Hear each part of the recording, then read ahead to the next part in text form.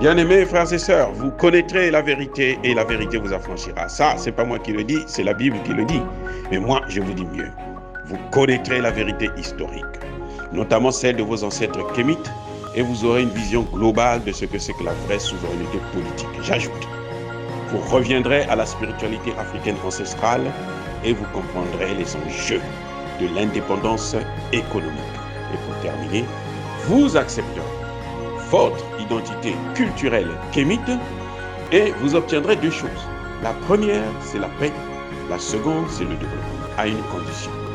L'unité de toute l'Afrique noire, l'unité de tous les Noirs du monde entier.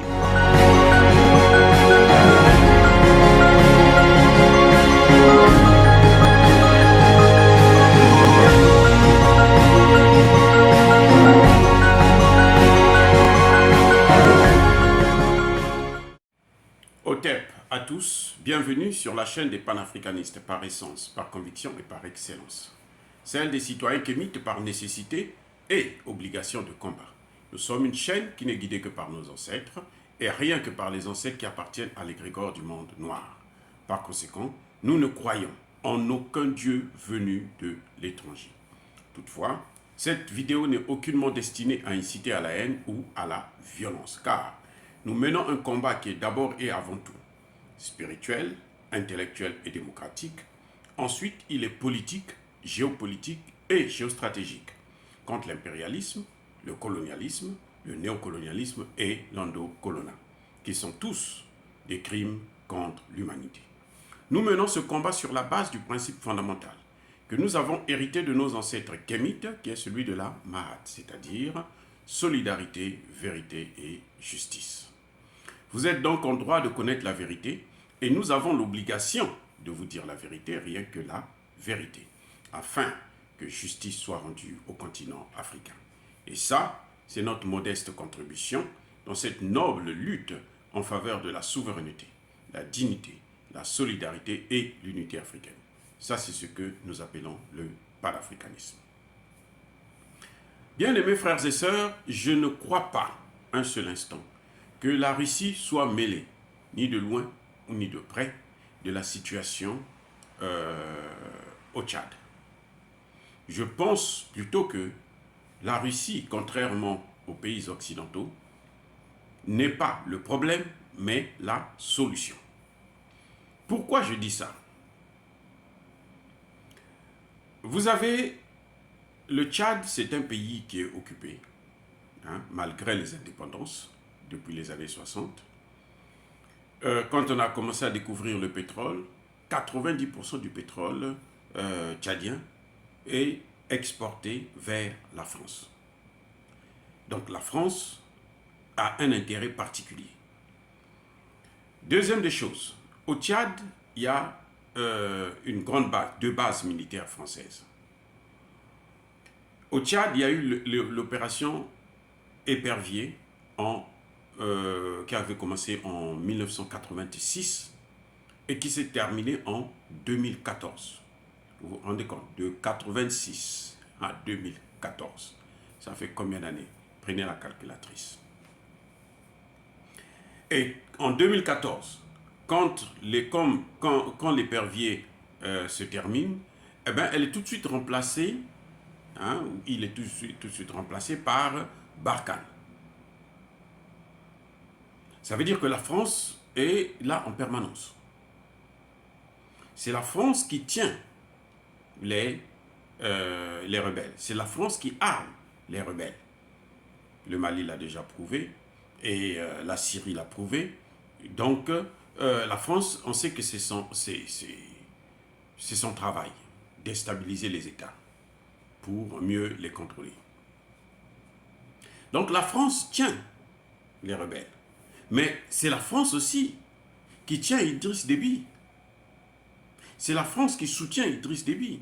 Tout le monde se souvient d'une France, d'Emmanuel Macron, qui est allé adouber Idriss Déby le fils après avoir tué le père.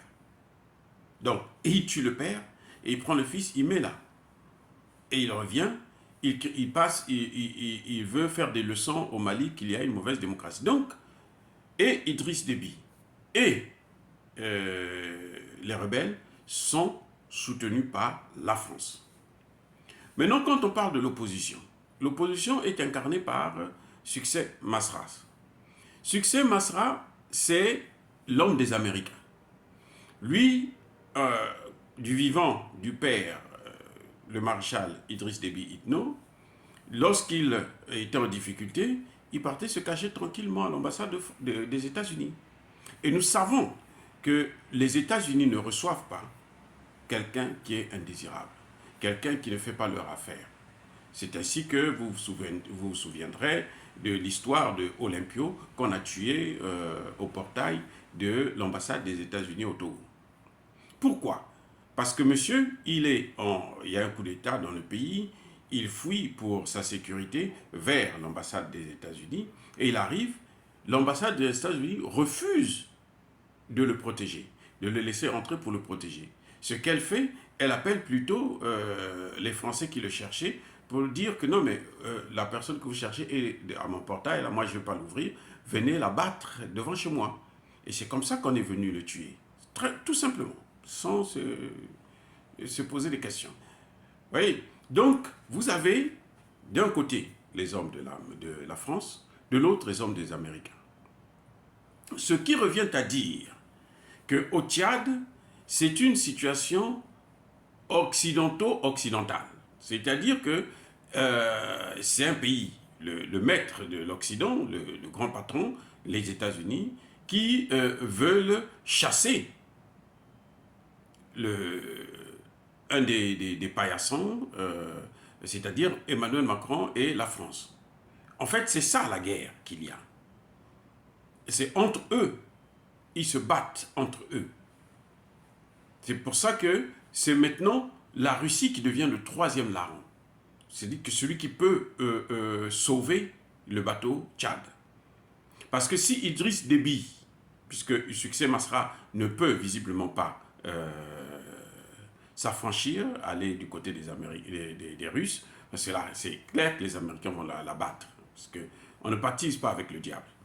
Mais Idriss Déby, par contre, en tant que président, il a le choix. Surtout qu'il est soutenu par les Français. Et on sait, il a l'expérience, il a vu ce qui se passe au Centrafrique, juste à côté, et ce qui se passe au Mali. Il sait que sa seule voie de sortie, c'est la Russie.